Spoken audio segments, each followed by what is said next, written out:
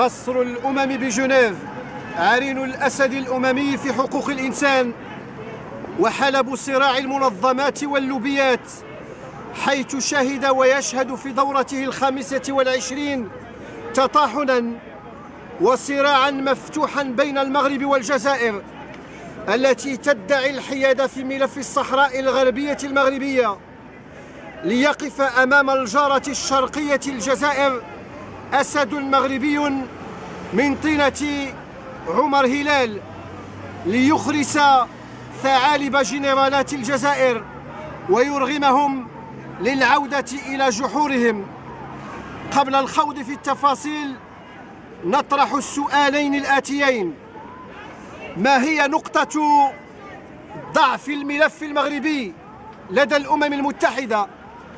وما هي الثغرة التي تتسرب منها الزوابع والعواصف نحو البيت المغربي؟ لن يختلف اثنان حول ورقة حقوق الإنسان التي نجح عسكر الجزائر في ترويجها وبذل الأموال الطائلة لتجنيد الأبواق العابرة للقارات، والتي تقدم المغرب بمناسبة أو من دونها كجلاد لأبنائه الصحراويين وقامع للحريات وكمستبد لا نهاية لاستبداده. والحال أن المغرب أطلق سياسة كلاس نوست حقوقية أسفرت عن انكشاف كل الفظاعات التي ارتكبت في سنوات سميت بالرصاص. ولما كان المغرب بحاجة إلى رجل يتقن اللغة الدبلوماسية جيداً ويعرف حقيقة الرهان الدولي على حقوق الإنسان وأهميته الآنية في العلاقات الدولية، فقد وقع الاختيار على عمر هلال كحصان رابح، خاصة أن المهارة تكمن في إجادة التسويق الحقوقي في جنيف عرين الأسد الأممي، أي في المكان الذي رسمه الأعداء بالضبط ليكون حلبة للصراع المفتوح. وهي مهمة شاقة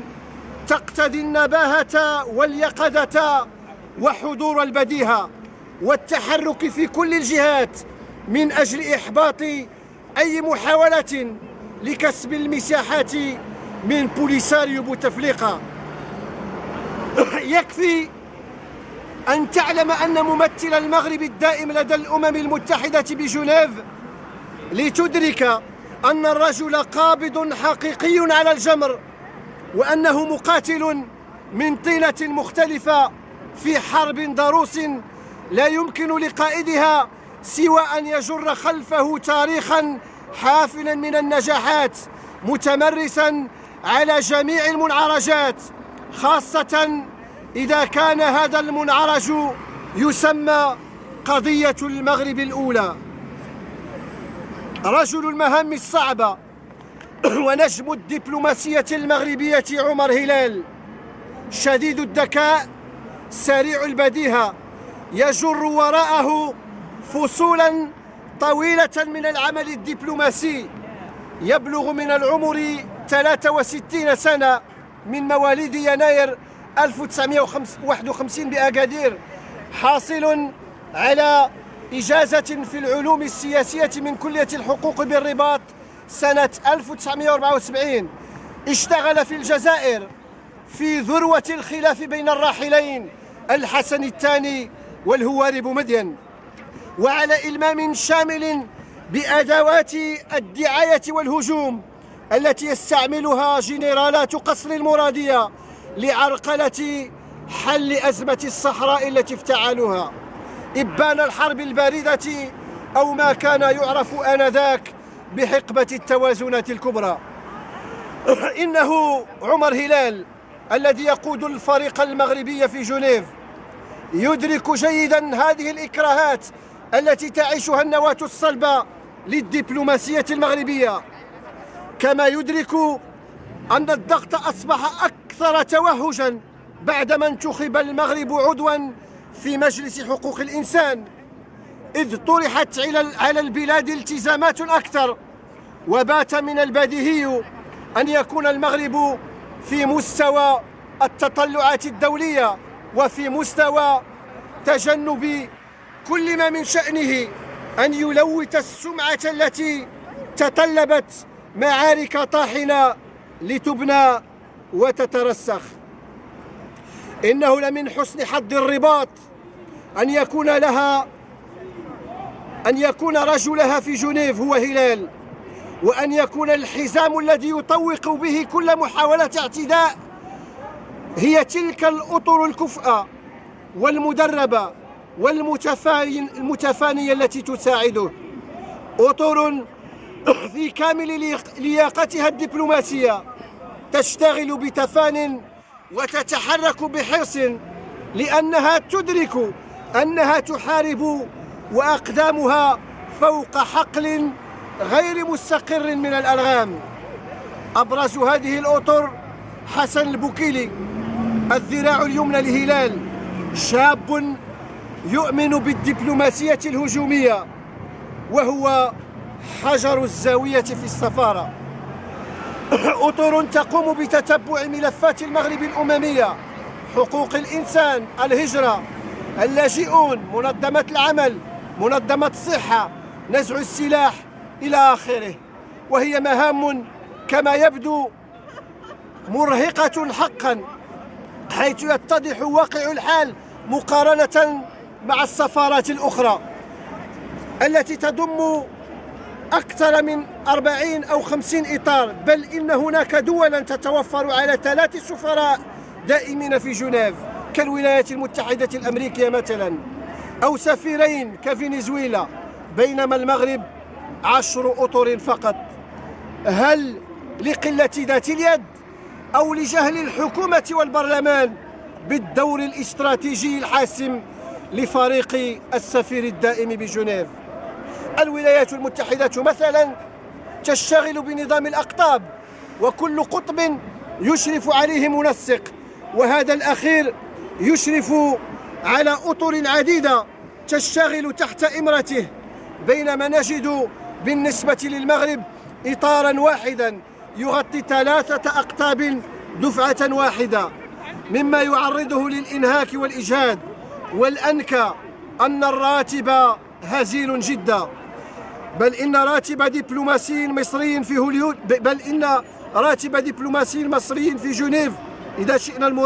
المقارنة يوازي راتب ممثل في هوليود، بينما راتب الموظفين الدبلوماسيين المغاربة